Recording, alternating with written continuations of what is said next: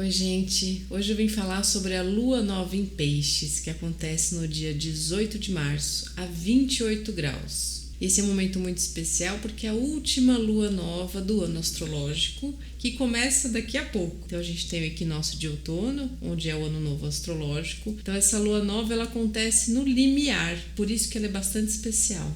E essa imagem do limiar faz tanto sentido nesse momento, porque justamente como a lua nova acontece nos últimos graus de Peixes, que é o último signo do zodíaco, se aproximando de Áries, que é o primeiro signo do zodíaco, a gente está realmente num limiar. E além de tudo, junto de Lua e Sol, a gente tem Saturno e Netuno já em Áries. Então a gente tem Lua e Sol do lado ainda dentro do útero, mas já apontando para o lado externo. E do outro lado, esperando a gente, Netuno e Saturno. Para quem ainda não assistiu o vídeo que eu fiz sobre a conjunção de Saturno e Netuno, recomendo bastante, porque muita coisa do que eu falei lá vai ficar bastante presente nessa alunação, afinal de contas os quatro estão juntos. E a gente pode fazer alguns paralelos aqui desse limiar, por exemplo, com o limiar do nascer do Sol e dos momentos que antecedem o nascer do Sol, que é a hora mais escura. Até tem um ditado em inglês que diz que a hora mais escura é logo antes da aurora. E representa bastante esse momento que a gente está vivendo. A gente está logo antes do sol nascer, de um novo início, de um novo ano astrológico, e falando em ciclos mais extensos, de uma grande chance de renascimento, e que acontece primeiro individualmente. Então a gente pode falar que estamos no momento do trabalho de parto. E esse trabalho de parto ele é bastante doloroso, e é difícil da gente compreender o que a gente está acontecendo, porque nesse momento de lua nova, Mercúrio ainda está retrógrado no signo de Peixes. Então essa questão da compreensão e do entendimento e de como a gente vai expressar o que a gente está sentindo e o que a gente está entendendo da situação, tudo fica meio truncado. Então isso é um desafio bastante grande, mas é muito importante que passe pelo entendimento todo esse sentir e todos esses processos, para a gente realmente se conhecer e poder renascer.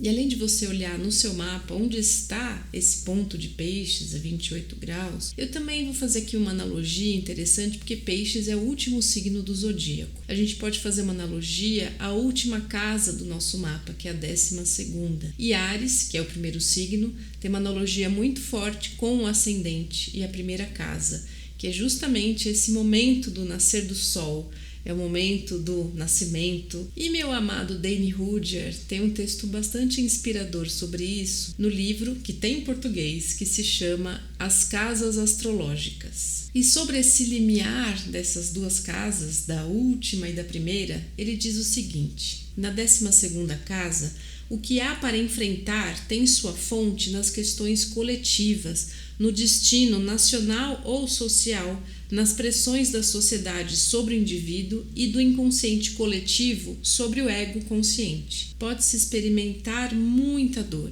que vem da metamorfose experimentada nesta casa. E essa dor tem uma pungência, uma qualidade de caráter inevitável que pode torná-la difícil de suportar.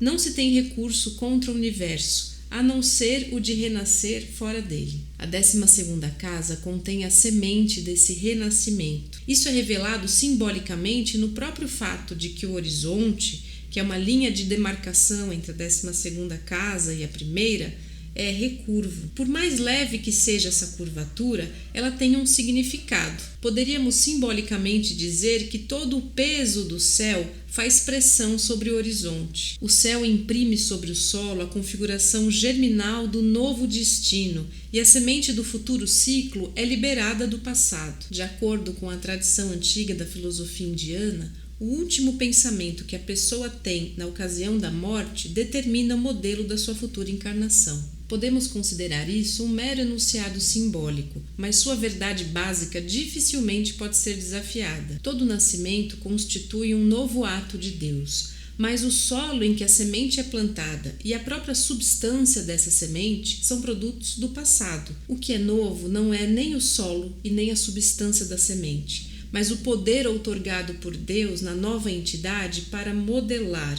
segundo novos fins, essas condições herdadas do passado.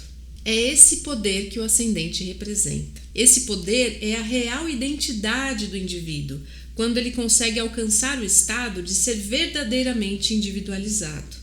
É o nome místico do recém-nascido. Eu acho esse trecho tão lindo, onde ele fala primeiramente dessas dores muito fortes, desse momento do pré-nascimento, onde a gente lida com todo esse peso do céu, que a gente pode dizer que é o inconsciente coletivo, o nosso passado, as nossas bagagens, medos, traumas, memórias, e como isso às vezes parece insuportável. E ainda mais agora, com essa conjunção de Saturno e Netuno, esse momento de encarar esse peso do céu todo, ele está inadiável, ele está urgente, e aí a dor ela fica muito maior. Por isso que mais do que nunca, nesse momento de grande dor psíquica, a gente precisa encontrar nesse céu, que às vezes fica tão pesado, estrelas guia que nos mostrem o caminho para o renascimento. E ele continua dizendo assim: a identidade dessa pessoa pode operar ou não. O poder coletivo das lembranças acumuladas na 12ª casa,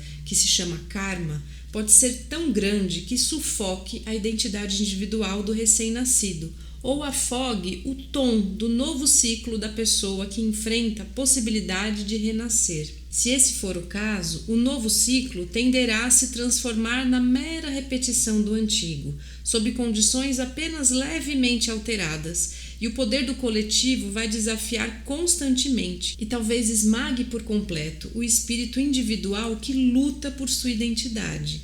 Mas se as confrontações experimentadas na 12ª casa tiverem sido enfrentadas com êxito e a pessoa tiver absorvido e assimilado a escuridão representada pelo guardião do limiar, que são as lembranças e os complexos do inconsciente pessoal e coletivo, nesse caso, o tom do novo ciclo pode soar claro. O indivíduo consciente de sua verdadeira identidade é capaz de usar para seu propósito de destino todas as condições que tem herdado do seu passado e do passado da sua cultura, de seus pais e da humanidade. Por isso que esse momento ele não é qualquer momento, ele é um momento muito difícil mesmo, dessas dores de parto, e que acho que para muita gente está sendo um parto de fórceps, onde dói muito e às vezes tem uma incerteza que a gente sente, será que eu consigo? E é justamente nesse momento mais sombrio que a gente está muito perto de renascer com o sol. E ele continua dizendo assim: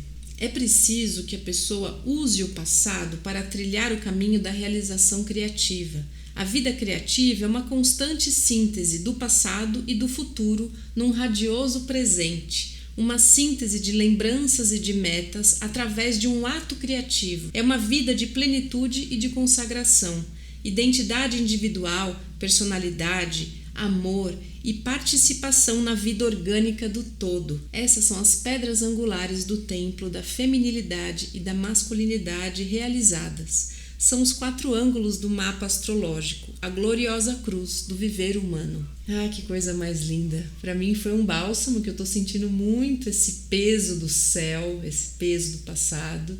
E ele diz aqui que é muito bonito, né, da gente caminhar pelo passado e vislumbrar esse futuro num ato criativo de gerar o presente. E nesse momento, uma estrela guia que nos ajuda muito a tirar o peso todo desse céu e as dores desse parto é Urano em Touro. Nosso querido amigo que já está participando aqui de várias conversas com a gente, porque nesse momento ele está em perfeita harmonia com Sol e Lua, uma harmonia exata, indicando que quando a gente se conecta em primeiro lugar com o nosso corpo, que é Touro, as nossas sensações, a gente pode ter respostas importantes para o que a gente está sentindo. A gente pode se regular emocionalmente e lidar melhor com essa dor para poder navegar através desse nascimento. E quando também a gente se conecta com a natureza de forma harmoniosa, a gente consegue se regular e também lidar com essas dores psíquicas. Então vamos colocar o pé na grama, o pé na terra, vamos para a natureza, vamos sentir o nosso corpo, porque essa harmonia agora está muito maravilhosa. Tá um presente mesmo, para a gente conseguir chegar lá do outro lado e renascer.